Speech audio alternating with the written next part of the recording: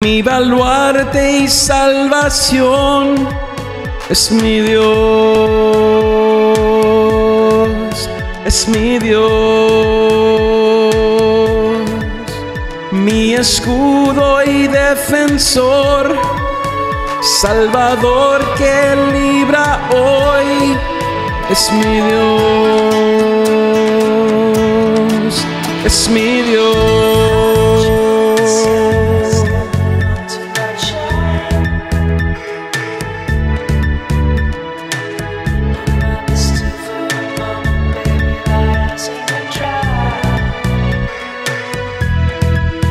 El Señor me premia por mi conducta y mi valor, es mi Dios,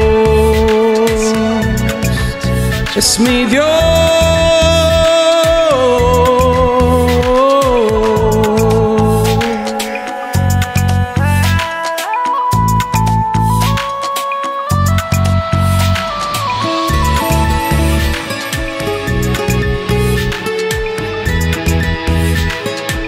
Te alabaré, Señor,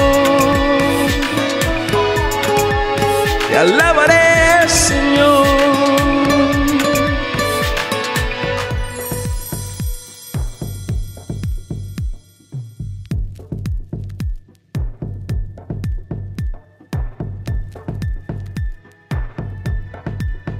El Señor es mi bastión, mi baluarte y salvación, es mi Dios,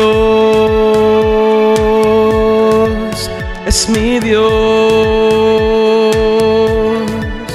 mi escudo y defensor, Salvador que libra hoy, es mi Dios, es mi Dios.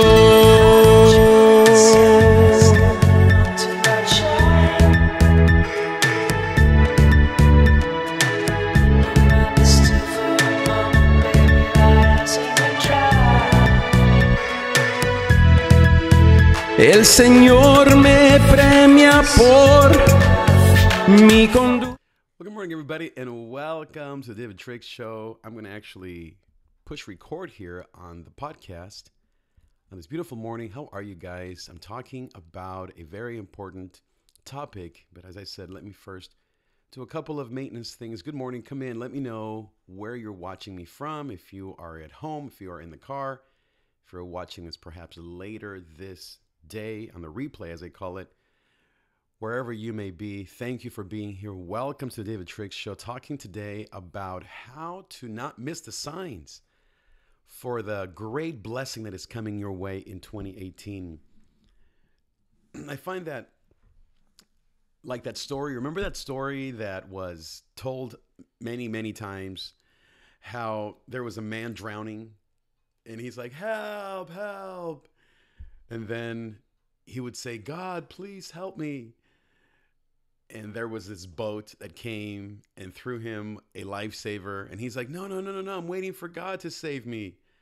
Then a helicopter went by and threw him a long ladder with a guy ready to help him. And he's like, no, no, no, no, no, I'm waiting for God. And then there came this man on a canoe. He's like, jump on, I'll save you. He's like, no, no, no, I'm waiting for God. So the guy dies. He goes to heaven. And then he goes to God and to Jesus. He complains like, what happened? I was praying. You never helped me. And God's like, dude, you missed all the signs, all those people. That was me trying to save you. You missed the signs. And so it got me thinking about how we often miss the signs, how we miss the signs of the good things that are coming our way because we're so stuck on one thing. And so if you want to not miss the signs, I want to give you a few tips on how to do that. So good morning, by the way. I want to say hello to Nubia, to Fred here on Facebook. I also want to go to Periscope and say hello to people there. Saying hello to everyone that's here on YouTube as well. Good morning, everyone. I hope that you can hear me and see me fine. Thankful to have you here on this beautiful day. And always, always, always Wishing you a Merry Christmas already. I have my jingle here so that together we can enjoy. I want to encourage you, if you're on Facebook, if you are watching me live, if you are watching me on the replay, to make sure that you hang out with me. Actually, let me do something really quick before I forget. I wonder where I put that. I had a little something that I wanted to add here that I do not know where it went.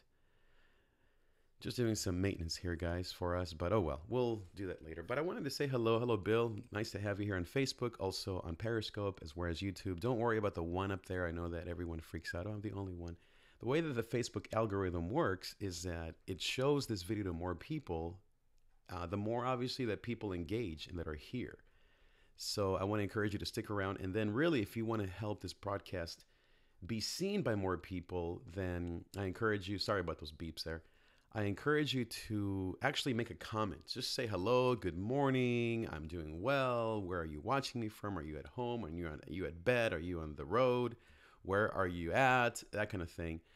And so just comment below, because the Facebook algorithm works best when you engage, as they call it. I read a lot about these things. When you engage with the video, then what they do is they put this video in front of more people.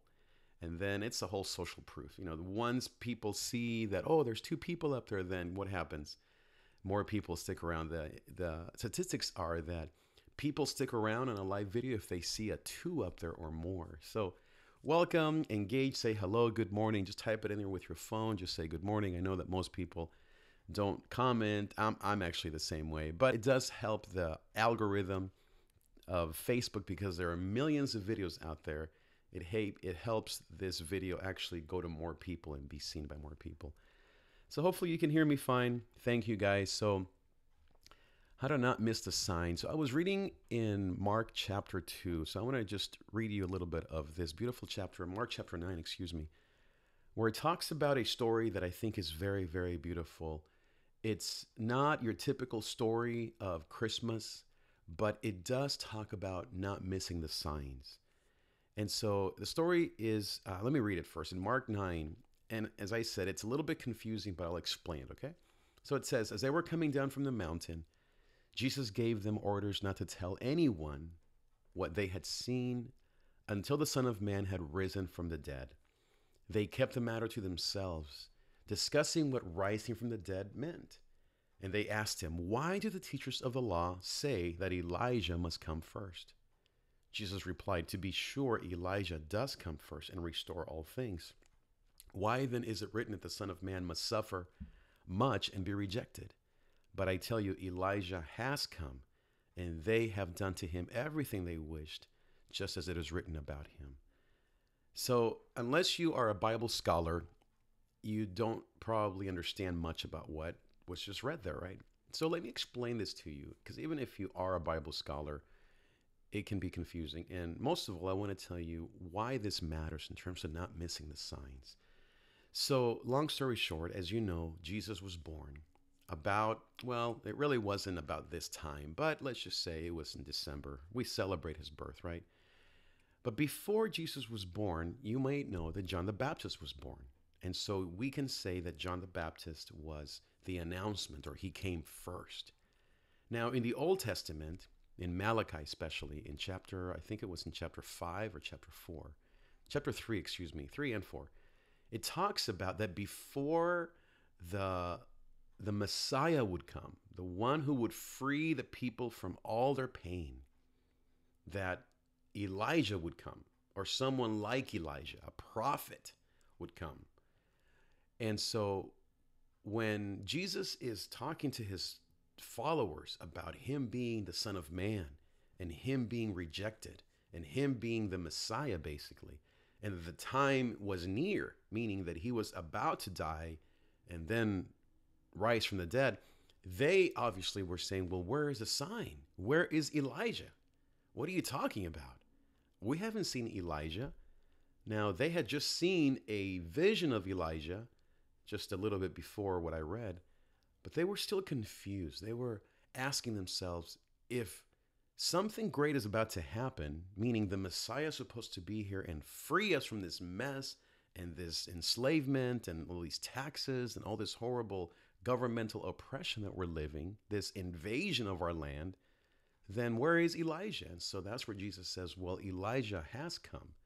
He was talking about John the Baptist. And then he said it, but that doesn't mean that me, meaning the Messiah, is not going to have to suffer and then die and then be raised from the dead.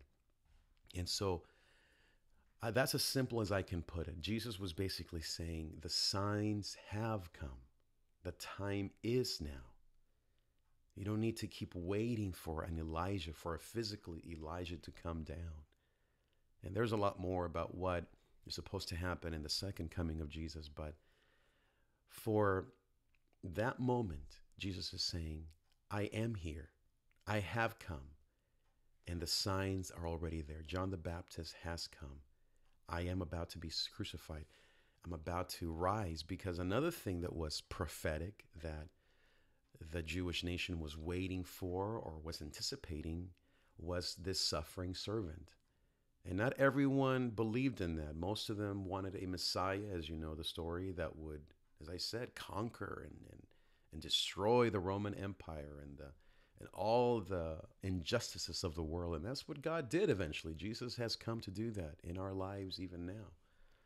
But when Jesus was saying that, when he was talking about that the prophecy had been fulfilled in him, he was talking about Isaiah 53, about Psalm 2, all these places where it talked about a suffering servant.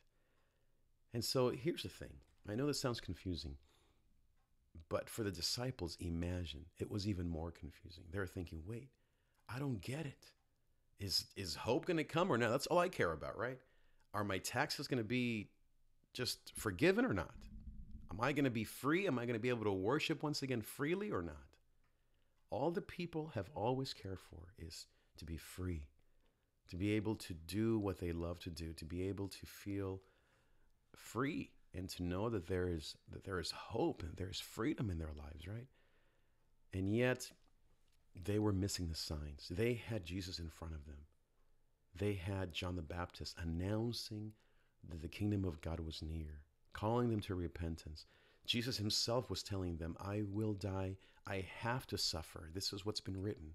And I will rise again from the dead. Not in the day of judgment like they were expecting, but I will literally rise again in 3 days. And that will be a sign to you of my life. It was just so confusing to them. It's like that story I told you. You want God to save you from your difficulty, and God is doing all these things to rescue you. He's sending you a lifeboat. He's throwing you a ladder. He's sending a guy on a boat trying to say, hey, get on the boat. And you're like, no. This is what I want. I'm expecting God to work in this particular way. And you miss the boat. You miss the signs. And so ask yourself, are you missing the signs of what God is trying to do in your life? Let me talk about a little different angle. So I was listening to a podcast earlier, I think it was yesterday morning, about a health, kind of a nutritionist, a health advocate, a doctor that's more into wellness and wholeness. And he was talking about missing the signs, stress. This lady, I listening to 2 interviews. This other lady who, I think she's an author, but she dealt with MS for many years. I think she still does. And she was talking about stress and all these signs that she kept missing. And I must say, I'm like, man, maybe I have MS. Because maybe I'm missing all the signs. I should go and work less and eat more vegetables. And, you just get all frantic, right? You're wondering, man, am I missing the signs about my health, about stress? And because if we miss the signs, like what happened to this lady, then you end up in a terrible place or in a worse place. And then you have to do this and that. And so I think that just like with your health, it happens also in every aspect of life. I have another friend who is trying to find a job. And there are so many things that she could do. And she's trying to find the perfect balance. Do I do this? Do I do that? And in my opinion, I'm coaching her. I see this one thing that's pretty clear. But she's like, no, that's not it. I think God is doing this, or I want it to be this way. I wonder if she's missing the signs. How do you know if you're missing the signs? Well, I think, go back to the text. Notice the past. Look at what's been happening already. Look at what is already there. Sometimes it's easy to miss the signs because you think that God is going to work in this particular way. And maybe you're missing what he is doing right in your own backyard. Does anybody know what I'm talking about? I need my GOZO bell. Remember my GOZO bell? And that's the story of this passage here. It's the disciples were expecting Elijah. They were expecting this kind of Messiah that they had read about and longed for. And Jesus was saying, wait, Elijah has come, John the Baptist. Wait, I am the suffering servant. I'm fulfilling prophecy. Wait, I am going to die and rise from the dead, but not in the end, in 3 days. And they're like, what? Mind blown. How can this be? I don't no comprendo. And so many times we are expecting God to work according to our little monkey brains, as they say, right? To our little tiny lizard brains. And we think we get where God is going. We have a little plan. Or maybe you're the type that says, I don't have a plan. I'm just trusting in God. But your trusting in God is man-made. You have a way that even you are wanting God to work. We can't help it. We are human beings. That's what separates us from animals. We think ahead. But sometimes I think God wants us to stop thinking ahead. And it's probably the biggest struggle for us. And he actually wants us to look at our circumstances. And this is one of the hardest things maybe for you as it is for me, and that is to, as they call it, live in the moment. I think that we sometimes live in our religion, not in the moment. We sometimes live in our faith, not in the moment. Sometimes we live in our brains, in our minds, not in the moment. Now, what do I mean by that? It's back to this passage. In this passage, these disciples were living in religion. They were hiding behind the Bible, quote unquote, of the day, hiding behind the law. They knew the law. They were followers of the law. They loved the law. But they were missing the very fulfillment of the law that was right in front of their eyes. They were saying, no, that must be the way. Wait, that's the way because I know what the law says. And so many times we want to think outside the box, but we just can't. And let me just say this. This is very common to me, to many people.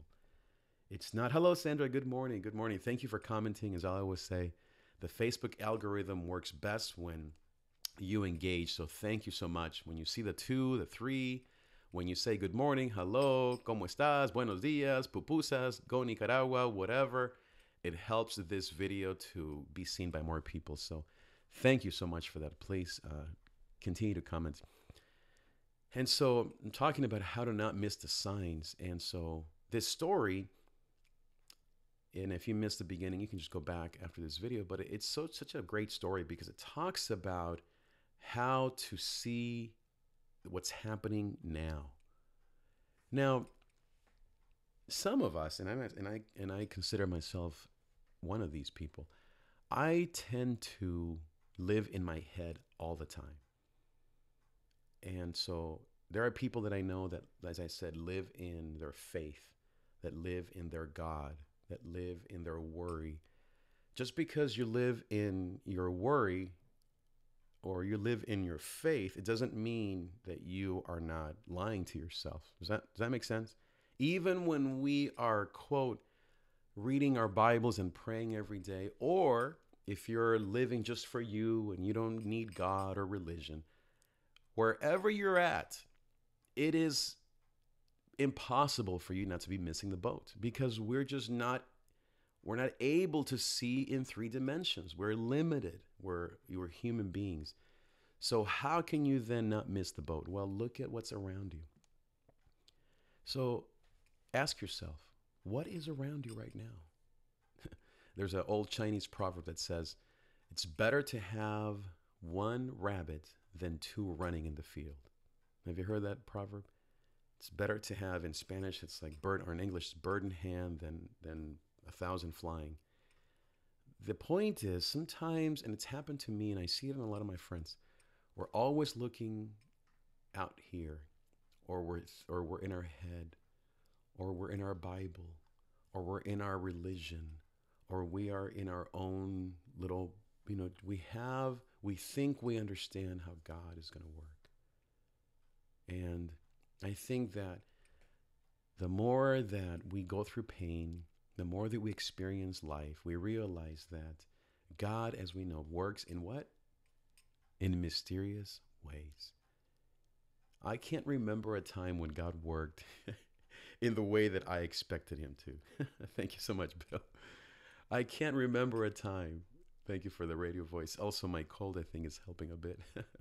I can't remember a time when God did things according to my will or according to what I expected. It was constantly this struggle to try to do the right thing and honor God and make mistakes and bump my head against this and get fired from that job and make a lot of money here and screw up there.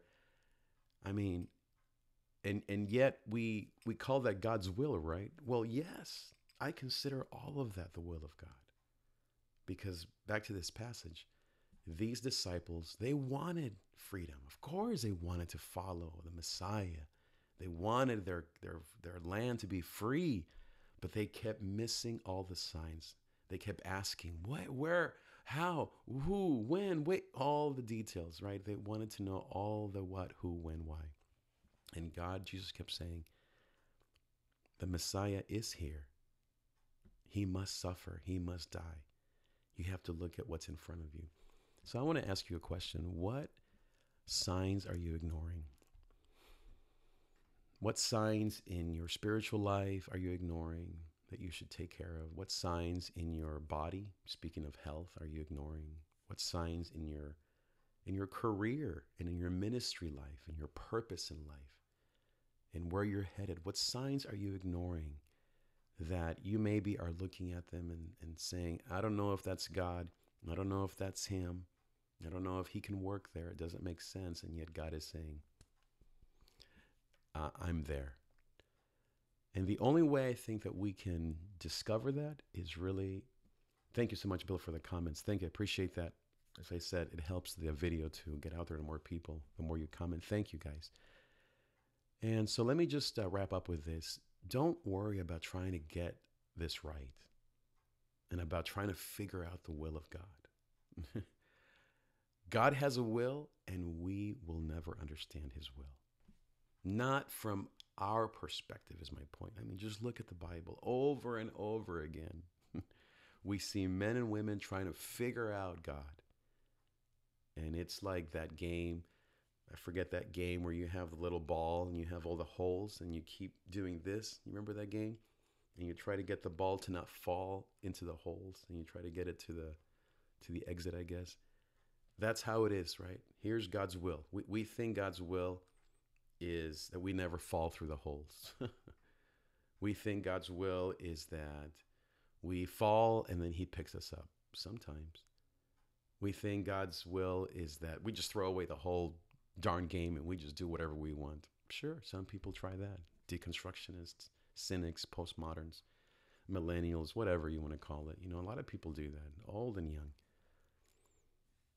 But I think that the one thing we know is that when we say, Lord, lead me, that all we can do is to say, oh, look, there's a star up in the sky. Let me follow that star. Wait, where did it go? Man, I'm lost now. Oh, no, what am I going to do now? Now I can't pay my bills. Oh, no, now am I going to have to, I'm going to end up in the hospital now. Oh, no, what am I going to do? Oh, wait, the star, it came back. Now it's over here. Wait, is that the same star? And that's what the will of God looks like, right? And we read our Bible and we pray, we go to church, or we forget church. I hate God. I forget church. I'm going to find the will of God in my cerveza, in my own knowledge. I'm going to become an agnostic or an atheist. Just forget the whole thing. And then one day we're like, should I move? Should I be alone? I don't feel very happy. I'm depressed. And that existential angst comes back. And that's just how we're made. I mean, we're humans. We are limited. And if you are a person of faith, what I recommend is to let go. Let go of all the control. And, the best thing you can do to God is say, Lord, I don't know. I don't know. But Lord, lead me. Lead me. I'm imperfect. I'm going to follow you as far as I want to, as far as I can. I will do it faithfully for 3 days and unfaithfully for 5. Is that just me, right? That's how sometimes this works. Hello, Taylor. Welcome. Thank you guys for being here. As I said, always, it helps the Facebook algorithm when you comment or say hello or say good morning. It always helps to get the word out. I have my radio voice, as Bill was saying, because I've had a cold for 5 days, but I guess it's helping me for radio here. So don't miss the boat. How do we not miss the boat? We look around you. Look at what's in front of you. Look at what's right in front of you. The disciples, as I said earlier, they missed the boat because they were looking out there, always looking out there.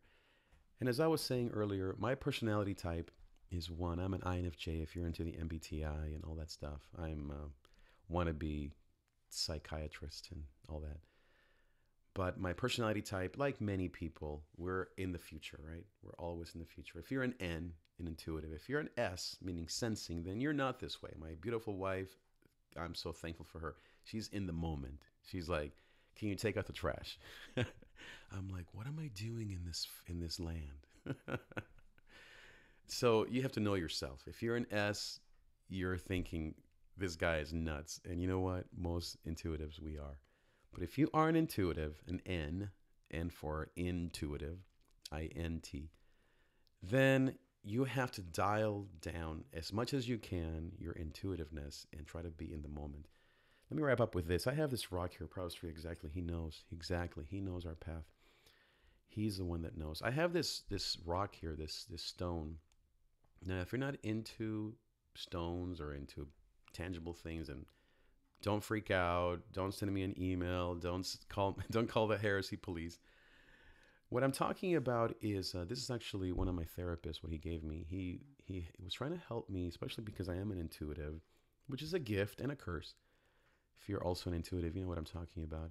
He gave me this as a way to be grounded, to stay in the moment. And so I hold this a lot when I'm worrying too much. Some people, they go to the Bible, and I do too. Some people, they go for walks, and I do too. What helps me the most is actually to just remember that I'm a human being, not just a human thinker. That I have flesh and blood. That I'm not just someone who's doing, it's my Gozo bell, by the way. That I'm not just out there doing things or evaluating myself, but I'm actually just a human being, flesh and blood. You know, another thing that helps me is this cold. Every time that I'm sick, I know this may sound weird, but I thank God for it because it grounds me in my body. Now, again, if you're not an intuitive, you're thinking this guy's weird. But if you are an intuitive, you know what I'm talking about, right? Being sick and just having to take medicine. I mean, you should see my nightstand right here. It's, like I'm sure like all of you, just everything on there. I mean, Rite Aid lives here. When you're a creative, when you're an artistic type, when you're a futurist, when you're a dreamer, an empath, all these great things, then you need to be grounded so that you can catch the signs and not miss the signs.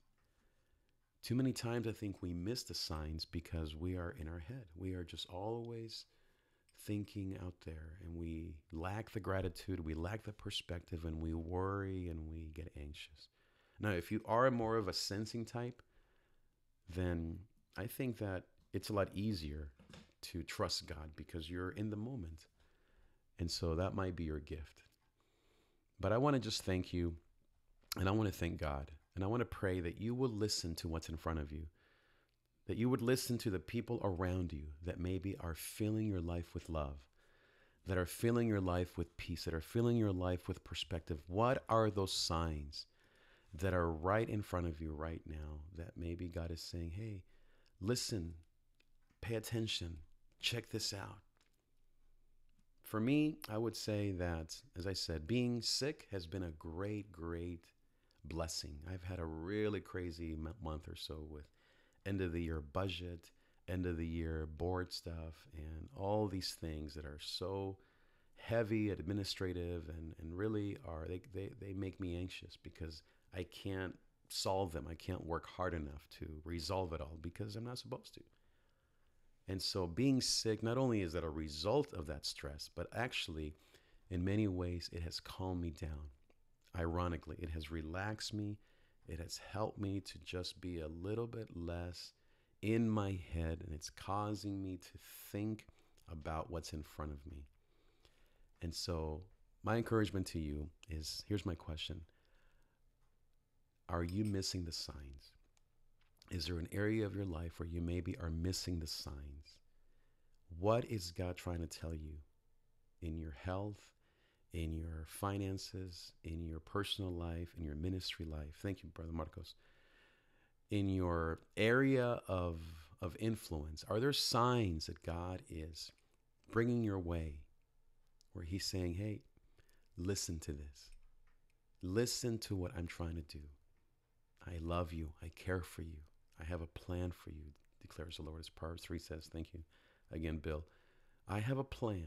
You don't have a plan. You don't know my plan. Stop trying to comprehend my plan or come up with your version of my plan. Instead, I have a plan, declares the Lord. And that's the best place to be. So again, thank you guys. I want to thank everybody here on Facebook. Thank you for saying hello. As I said, when you comment, it helps tremendously. See how this video even already is getting out to more people? That's because the Facebook algorithm only works this way. If you comment, if you say hello, it actually then goes out to more people. If you just come and watch, which is what I always do, then it doesn't really help this video to go out there. But when you say hello or keep up the good work, thank you so much, everybody. It helps this video to get in front of more people, meaning you can see the little live video thing up there, on your phone or computer, whatever. So even if you're watching this after the fact, thank you again, Bill, Xiao, thank you, Adriana, so true. Even if you're watching this after the fact, maybe tonight or at home, later today or at work, make sure you comment and just say good morning, hello, how are you? And thank you guys. Make sure that you always listen to the voice of God. It may be closer than you think. Thanks again, and I will see you next time. Adios.